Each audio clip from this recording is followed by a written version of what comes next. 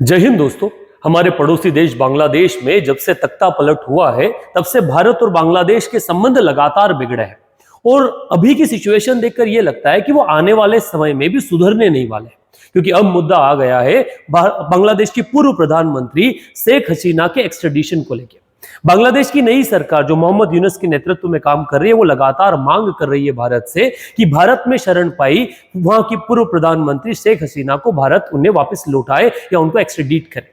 अब वो इस चीज को लेकर अलग अलग अंतर्राष्ट्रीय मोर्चों पर भारत पर दबाव भी बना रहा है, पर सवाल है क्या भारत उन्हें वापस लौटाएगा या नहीं, और लौटाने की जो बाध्यता है वो किस ट्रीटी के अधीन आती है। क्या भारत और बांग्लादेश दोनों के बीच में साइन 2013 में जो एक्सट्रेडिशन ट्रीटी हुई थी, क्या उस आधार पर भारत के ऊपर ये ऑब्लिगेशन है कि वो शेख हसीना को लौटाए, या फिर उसमें कोई ऐसा क्लॉज है कि हम उसे लौटाने से मना कर दें। तो आज इस वीडियो में जानने की कोशिश करते हैं कि क्या भारत और बांग्लादेश में एक्सट्रेडिशन को लेकर क्या ट्रीटी है और उसके क्या क्या क्लोजेस हैं। इसको लेकर आप अपना ओपिनियन भी कमेंट बॉक्स में रख सकते हैं। अगर वर्तमान में भारत और बांग्लादेश के बीच में जो लॉज हैं या कानून है उनको समझा जाए तो भारत और बांग्लादेश ने वर्ष 2013 में एक एक्सट्रेडिशन ट्रीटी जो है वो साइन की। साइन करने के पीछे रीजन था, भारत अपनी सबसे लंबी सीमा बांग्लादेश के साथ शेयर करता है और कई ऐसे क्रिमिनल्स हैं वो बांग्लादेश को सेफ हाइड आउट के रूप में कंसीडर करते हैं। सो वहां से जो हमारे क्रिमिनल्स हैं उन्हें वापस लाने के लिए हमने जो ट्रीटी है 2013 में साइन की। इस ट्रीटी को 2016 में हमने अमेंड किया। उस अमेंड करने वाला जो आर्टिकल था वो आर्टिकल था 10(3).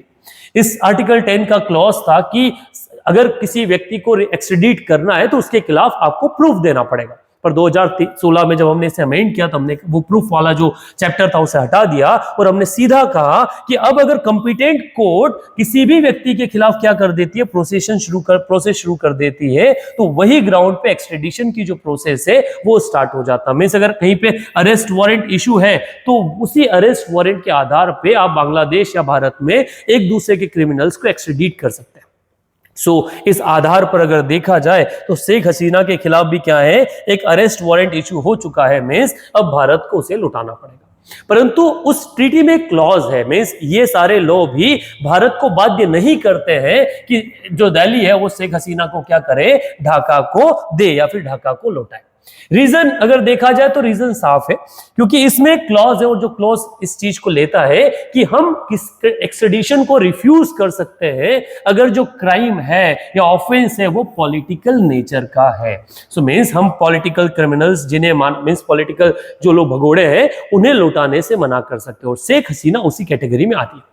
अब ये जो पॉलिटिकल भगोड़े या फिर पॉलिटिकल क्रिमिनल्स वाली जो बात आती है ना, राजनीतिक वाली, उसमें भी पॉइंट है कि अगर आपके खिलाफ कोई कहते हैं ना कोई एक्स्ट्रा चार्जेस लगे हैं जैसे मर्डर और एनफोर्समेंट वाले, तो आपको लौटाना पड़ेगा, और ऐसा शेख हसीना के खिलाफ लगे हुए हैं।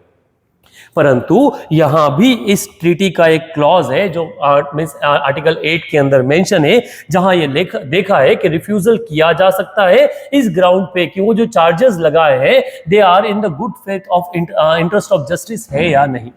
शेख हसीना के खिलाफ वर्तमान में जो चार्जेस है वो पॉलिटिकल वेंडिटा के है और डेफिनेटली गुड फेथ में नहीं।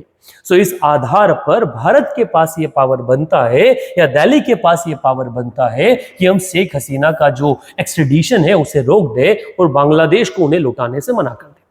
अब अगर भारत शेख हसीना को लौटाता नहीं है तो आने वाले टाइम पे भारत और बांग्लादेश के संबंध निश्चित रूप से बिगड़ेंगे। ऐसा हमने वर्ल्ड में कई जगह पर देखा है। हमने अभी वर्तमान में अफगानिस्तान और टर्की के संबंध बिगड़ते देखे हैं इसी ग्राउंड पे जब टर्की ने वहां के एक्स प्रेसिडेंट को एक्सट्रेडिट करने से मना कर दिया, और ऐसी ही संभावनाएं शायद भारत के साथ भी आने वाले टाइम पीरियड पे बन सकती है।